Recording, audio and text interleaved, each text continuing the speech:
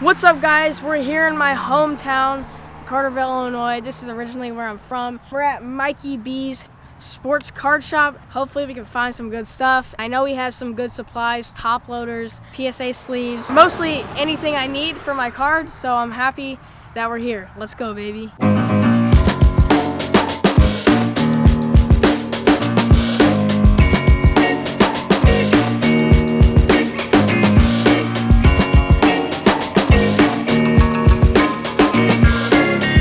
Something for that. Mm-hmm. Remember what you gave? I gave a Kobe Flair Showcase rookie, VGS 8.5, and then I gave a Zion. I think it's Zion Donos rated rookie PSA 9 or 10. Okay. When did you trade for this? Do you remember? Same show I picked all this other stuff. Which is when? I think it was August. Feels like. Man, that's a beauty. Gave up some good cards though too. So was it even Steven, or how did he trade with you? You remember? I think he gave me a good deal. Okay. Because he also added $70 cash for it. For the stuff that you got. He gave me $70 cash, this card, and then the cards I traded him. Okay, for the cards you gave him. Yeah. Which was the 8.5 Kobe Flair Showcase rookie, right? And what was the other one? Williamson. Zion rated rookie PSA 10. PSA 10. Is it 10? Okay. It was yours. Oh. Well, the Kobe. The key word is was. But that's how you couldn't trade that. Well, you traded it to me. Here's the thing. I'll bet you he had a place to go with that immediately. Probably. And this is something. I'll bet he had this graded. So he had a lot of but I think he did great, man. I think he did great. The Zion stuff. How's it doing right now? Have you been following it? Not lately, but it's. I thought it was more. It's down a little bit. It's trended down, and then I think.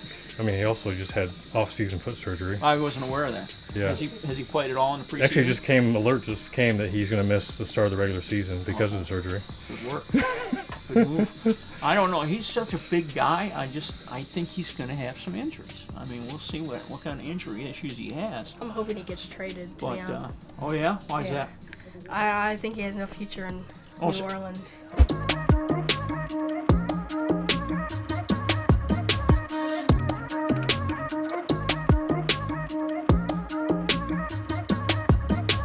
Alright, so we've been here for a little while, and I've just enjoyed this because Mike has been talking to Parker about listing cars on eBay and whether to do auctions or best offer, and then he's asking him how to price things, how many hits do you have. You'll see some footage of them talking about a trade that Parker made at a show for his Dylan Carlson RPA. I just love the questions that he's asking because I feel like as a dad, it's hard for me to ask these questions because he's like, Dad, what do you know? What do you know?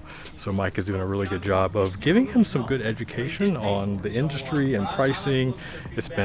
I'm actually learning a lot, so it's been a lot of fun to hear. How do you come up with a valuation that you feel comfortable with to where you feel like, hey, I'm giving them a fair offer? What is fair? What is fair? What is fair? I guess fair is where they feel good about what they're doing. Well, I mean, how do you know that you can sell something? It's true. You don't. I mean, how do you ever know for sure? I mean, you have an idea of what's going to sell. Mm-hmm. He knows what he can sell right now. Well, he might not be able to sell that in 6 months. Right. When he brought the case in, and I asked him if he had any Baker Mayfields. That's liquid for you. I have a buyer instantaneously. Yeah. A lot of high-end basketball stuff, I can generally pay a higher percentage of what they sell for because I've got a guy that all I have to do is make a phone call and it's sold. Okay. You pay based on the saleability. Sometimes it has to do with specific buyers. Sometimes it has to do with popularity, market popularity. Sometimes it has to do with sport or vintage.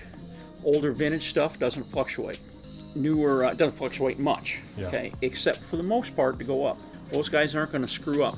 They typically aren't going to do anything stupid to hurt the value of their cards, okay? A lot of them are deceased. You need to know what's short and what's in high demand, and all that takes experience and, it's a learning process, part of that. You can pay more for stuff that you're sure you can sell. Stuff that you have a ton of, what can you really pay for it? Yeah. I got to bring in 20 Griffey rookies in VG VG to X. I've got 50 of them. Yeah. You know, Donruss, Tops, Fleer.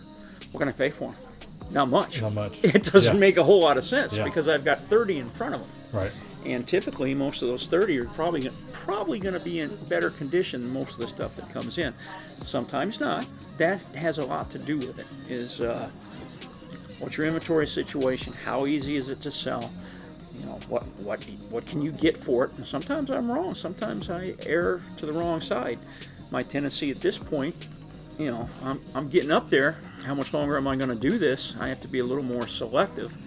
And you know, the stuff that I don't think will sell pretty quick, I just can't pay a whole lot for. Now, somebody just getting into the business that needs inventory, you know, they might have a tendency to, you know, pay a little bit more overall. It's hard for me really to say. But they also may not know what they're looking at. You bring in a bunch of 71 or 72 tops high numbers, I'm going to pay very well for those. A newbie would have no idea what he's looking at.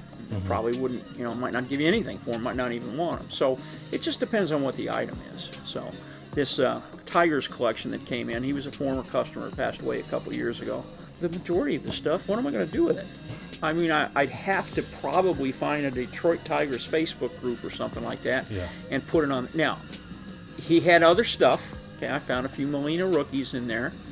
So, you know, that he collected enough other stuff where I was able to do okay with that. But he also had some really low mintage Tiger stuff that I will be able to move. Stuff like Verlander's number to 5, Cabreras. He had some older K-line stuff. Tigers don't have a whole lot of really big stars. Who you collected? So sometimes you have to find prospective buyers on something like that. There's a lot of material.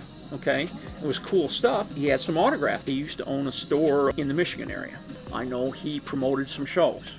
There was quite a few autograph cards. I have no reason to believe that they're not real, but I don't know that.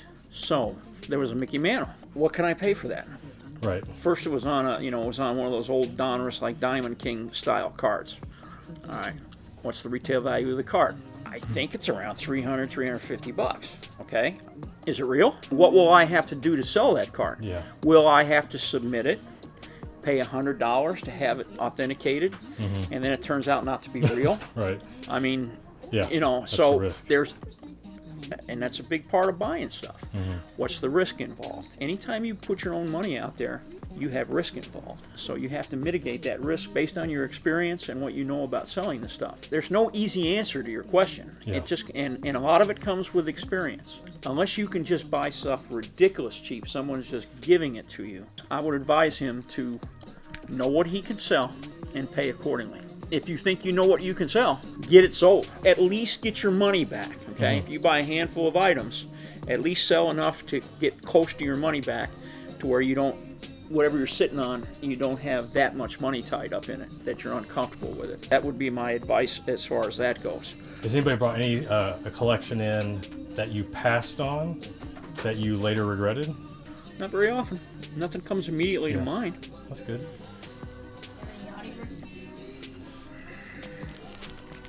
What year's that Ty Cobb that she brought in here, that one big 36? Yeah, but that wasn't for sale. I just wanted some values. But still it's cool to see. Oh yeah, way kid cool. Brought it in? Way cool. Yeah. Oh, he was a young adult. This is not a Baker card, but Baker's on it. It's like, ooh, is that an auto or is that? Nope. That's a gold, Bowman gold. That is a box topper. Oh wow. That's really? an uncirculated. That came in the top of a Bowman box. It came in a little pack. It came in that holder. Are you trying to say you can't afford it? That has a print run. It's a stated print run. It's not actually on the card. For whatever reason, they didn't print that on the card. Of 120. If I had to sell it, I'd probably ask about $400, $450 for it. It's very difficult to find any examples of it, to find any recent comps. It's hard to put a price on it. Now,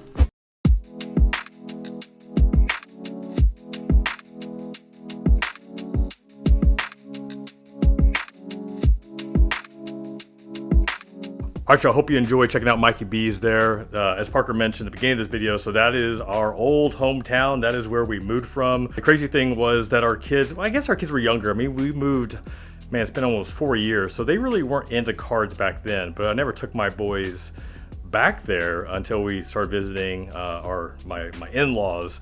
So we've been to Mikey B's a few times, and really gracious that he would allow me to record, to come in and just get some of his wisdom, expertise. I know he's been collecting for a very, very long time. And the one thing that wasn't mentioned when I asked him about how does he value a collection, one of the reasons I asked him that was because this was before kids.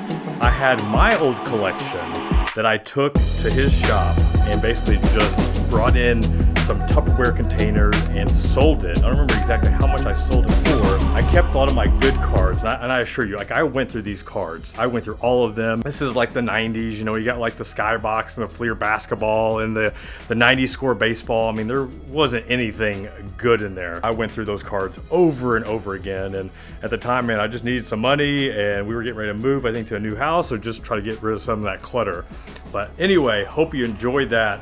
And also, check this out. Check out the next video, because we head to another card shop that we did not know about. So this is a new one in the area. So check out the next video, because we're going to check out another card shop, which is so cool. Small town, small area, and there's two cool, awesome card shops super close to each other. So check out the next vid for that. Until then, be sure to subscribe, hit that notification bell. If you haven't smashed that like button, go ahead and do it right now. Until next time, Pop One Sports out.